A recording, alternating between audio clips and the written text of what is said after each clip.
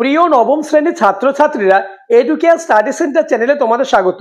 আজ আলোচনা করব নবম শ্রেণীর ভূগোল সাবজেক্টের তৃতীয় অধ্যায় অর্থাৎ পৃথিবী পৃষ্ঠের কোন স্থানের অবস্থান নির্ণয়।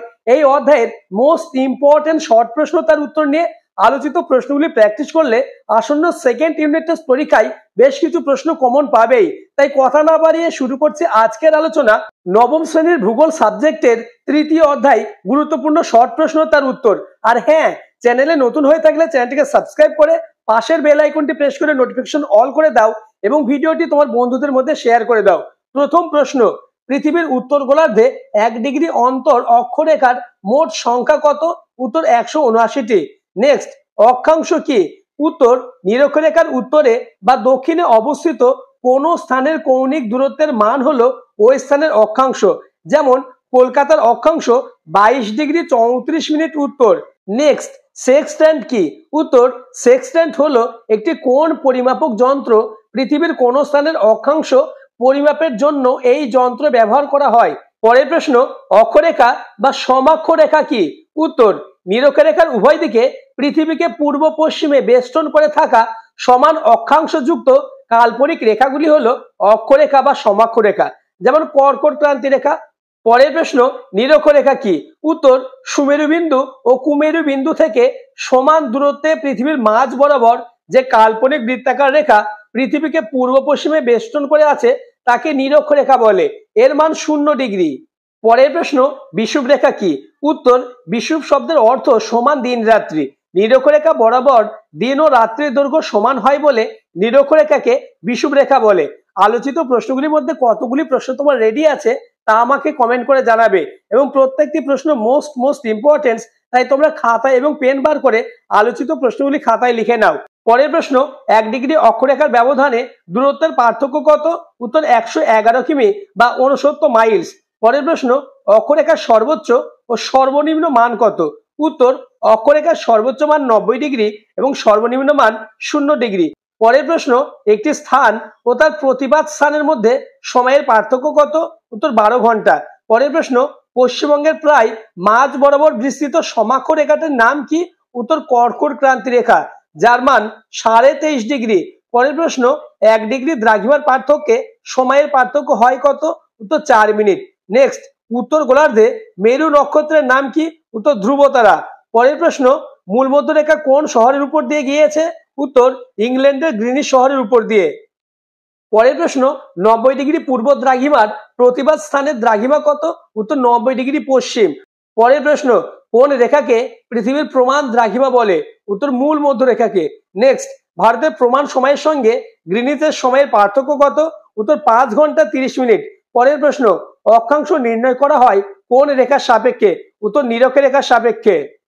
পরের প্রশ্ন, উত্তর মেরুতে ধ্রুবতারার উন্নতি কোণ কত? উত্তর 90 ডিগ্রি। নেক্সট, দ্রাঘিমা রেখাগুলি নিরক্ষরেখাকে কত কোণে ছেদ করেছে? উত্তর 90 ডিগ্রি কোণে।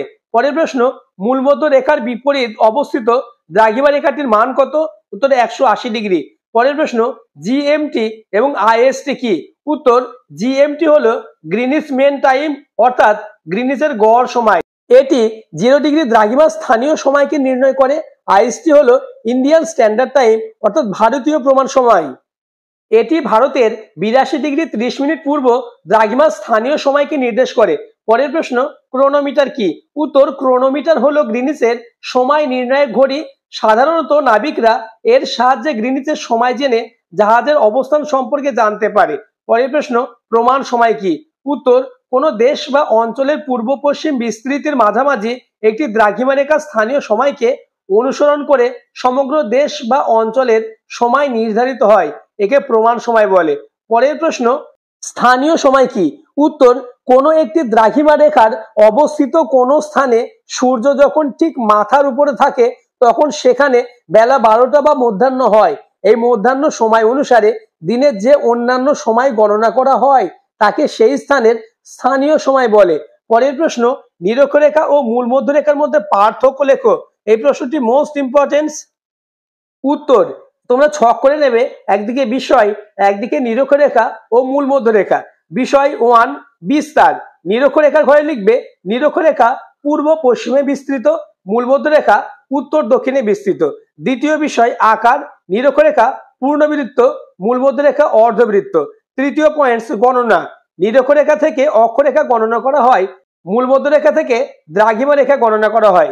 চতুর্থ পয়েন্টস গোলার্ধ নির্ণয়, এর উপর ভিত্তি করে পৃথিবীকে উত্তর দক্ষিণ গোলার্ধে ভাগ করা হয়েছে, এর উপর ভিত্তি করে পৃথিবীকে পূর্ব পশ্চিম গোলার্ধে ভাগ করা হয়েছে।